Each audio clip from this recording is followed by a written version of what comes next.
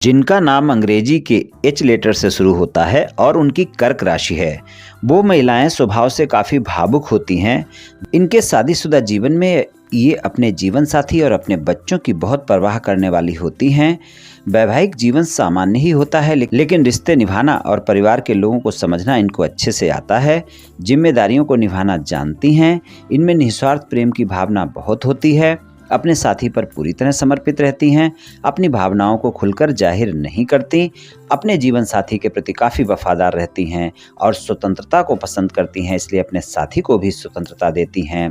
प्रेम में पड़ सकती हैं, लेकिन प्रेम संबंध विवाह संबंध में आसानी से नहीं बदल पाते।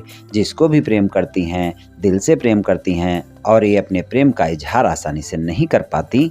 ये ज़्यादातर समय पर अपने साथी की प्रशंसा नहीं करती, लेकिन अगर प्रशंसा करने पर आती हैं तो बहुत ज़्यादा प्रशंसा करने वाली होती हैं। और ये अपने प्रेम संबंध के मामले में अपने साथी की काफ़ी परवाह करती हैं और जितना प्रेम ये अपने साथी को करती हैं उतना ही प्रेम अपने साथी से भी चाहती हैं। प्रेम संबंध इनके जीवन में काफ़ी महत्व रखते हैं। इनको जीवन में जिससे भी प्रेम होता है उसके साथ जीवन भर चलने के बारे में बहुत जल्दी सोच लेती हैं। हमेशा ऐसा जीवन साथी चाहती हैं जो इनकी भावनाओं को पूरी तरह समझ सके और इनकी भावनाओं का सम्मान कर सके। घूमने फिरने की शौकीन होती हैं। आत्मविश्वास से भरपूर होती हैं। मेहनती और बुद्धिमान होती हैं। भौतिक सुखों को पसंद करने वाली होती हैं। इनकी स्मरण शक्ति यानी याददाश्त बहुत अच्छी होती है। बातचीत करने में काफ़ी अच्छी होती हैं। सामाजिक होती हैं और कभी कभी इनके स्वभाव में जिद भी देखने को मिलती है। क्रोध इनको आसानी से नहीं आता, लेकिन जब आता है तो छोटी छोटी बातों पर क्रोध कर लेती हैं और नाराज हो जाती हैं। अपने रिश्तों को सच्चाई के साथ निभाने वाली होती हैं। इनको अगर आप पर विश्वास हो गया तो फिर सदा के लिए होता है। इनके लिए जितनी अपनी भावनाएं महत्वपूर्ण होती हैं उससे ज़्यादा महत्व ये अपने साथी की भावनाओं को देती हैं। चलिए राशिफल की चर्चा कर लेते हैं। राशिफल में हम प्रेम संबंध और वैवाहिक संबंध के राशिफल की चर्चा करेंगे।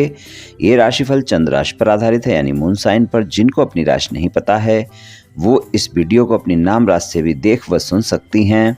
वार्षिक राशिफल में हम मुख्यतः शनि, गुरु, राहु और केतु के गोचर के आधार पर आपको क्या परिणाम मिल सकते हैं वर्ष 2025 में, इसकी चर्चा करेंगे। चलिए जान लेते हैं।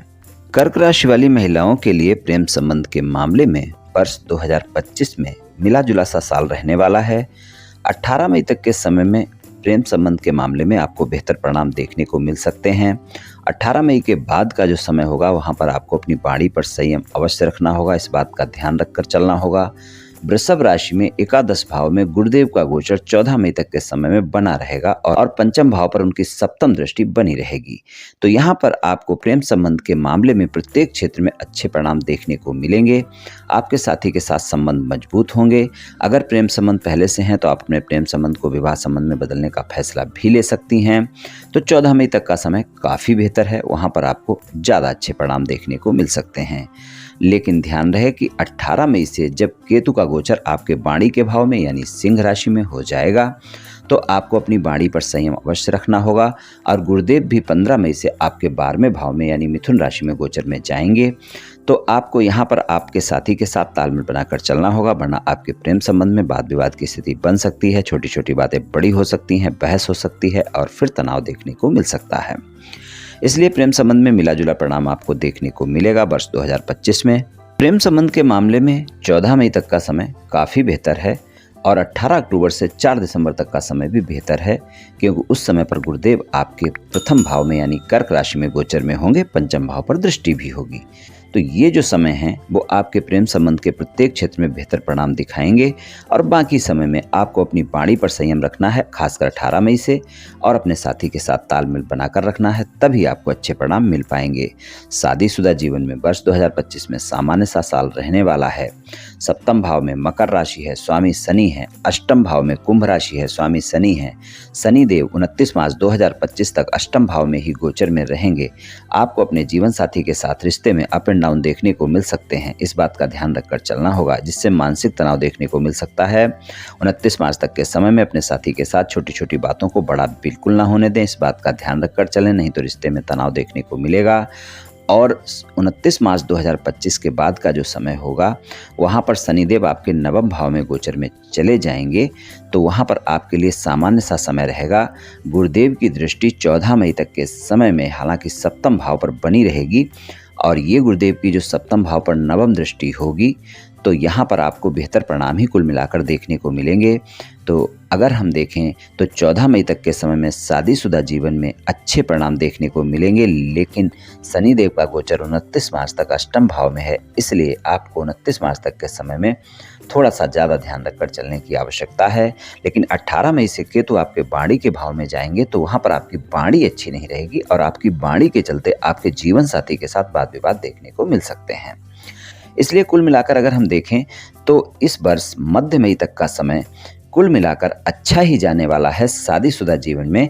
और उसके बाद के समय में अगर आप अपनी वाणी पर संयम रखती हैं, अपने साथी को थोड़ा बहुत समझती हैं, उस पर शंकाएं नहीं करती हैं, उसकी बातों को भी सुनती हैं, आरोप प्रत्यारोप नहीं करती हैं, गलतफहमियां नहीं करती हैं, तो मध्य मई के बाद का जो समय होगा और वाणी पर संयम रख लेती हैं तो वो भी सामान्य सा निकलेगा। लेकिन कुल मिलाकर मध्य मई तक का समय अच्छा है और मध्य मई के बाद का समय अप एंड डाउन दिखा सकता है। अगर आप परिवार बढ़ाने की प्लानिंग कर रही हैं यानी संतान चाहती हैं तो इस वर्ष ये खुशी आपको मिल सकती है। अगर आप विवाहित हैं, शादी योग्य हैं, जीवन साथी की तलाश में हैं, तो ये तलाश इस वर्ष आपकी पूरी हो सकती है वर्ष 2025 में।